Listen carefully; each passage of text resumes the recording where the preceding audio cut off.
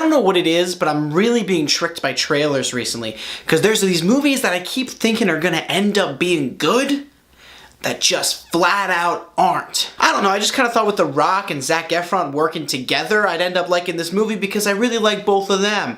That's right, folks, we're talking about Baywatch. I'm oceanic, motherfucker.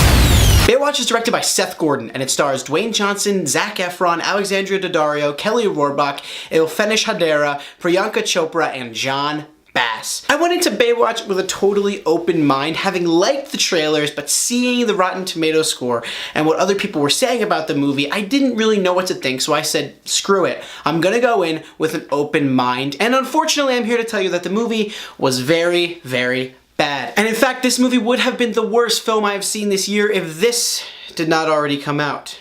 In fact, these two movies are very, very similar in my eyes. Fistfight has a cast that I care a lot about.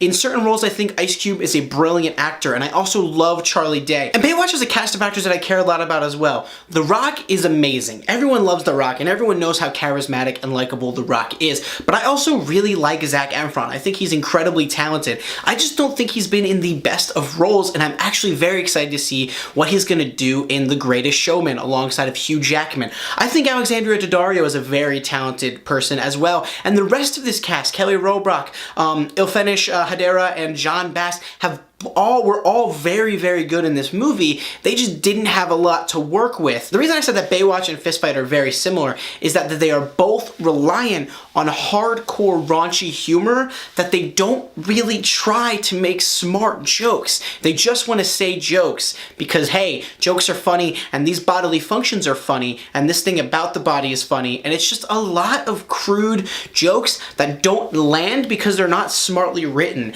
And that is my biggest issue with Baywatch, is that the jokes aren't funny. I chuckled about 3 or 4 times in this movie, and those were simply chuckles. They were just simple chuckles. That's more than I did in Fistfight, in which I didn't laugh at all. But Baywatch doesn't have any of those gut-busting, laugh-out-loud moments that a film like 21 Jump Street or even 22 Jump Street, which I think was a little bit better than the original. Okay, well, not the original, the first, but you know what I meant. But Seth Gordon, I'm not going to take it. I don't want to insult Seth Gordon directly, but I don't think this movie was well directed. I especially don't think this movie was well edited. And I also definitely don't think that this film was well written, because there are really no jokes that land, and also the film is incredibly repetitive. There are jokes that they just keep hitting over the head with throughout the entire film, and honestly, you can kind of just cut and paste parts of this film throughout the whole film. There's really a running gag throughout the whole movie about how they're not cops and they shouldn't do cop things, but it never said anything else. It never went past that, and it never moved forward.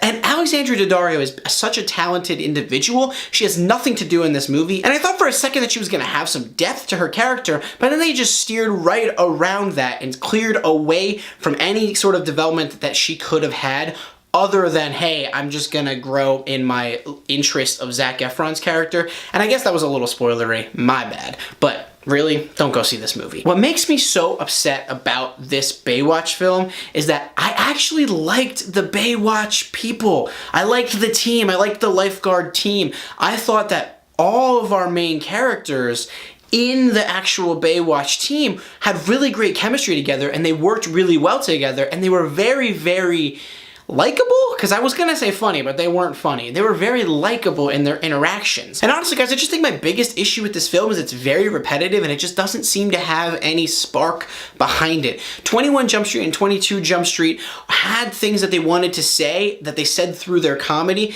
This movie doesn't have anything to say, and it just kind of felt bland. The fact of the matter is, this is not that long of a film, but it feels very long, and it gets really, really boring. At the end of the day, Baywatch was a very disappointing and very bland film, and even though it had great actors that had awesome chemistry together, the film didn't succeed in anything it was trying to do, and that's why I'm going to give Baywatch a 3 out of 10.